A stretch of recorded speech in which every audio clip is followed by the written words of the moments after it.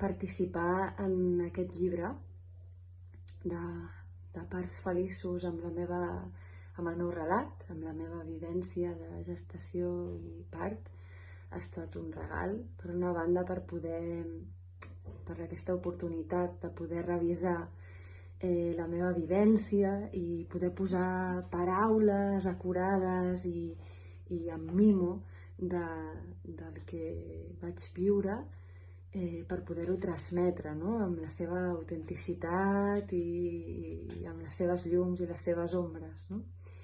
I per una altra banda, el fet de poder formar part d'aquest crisol, no?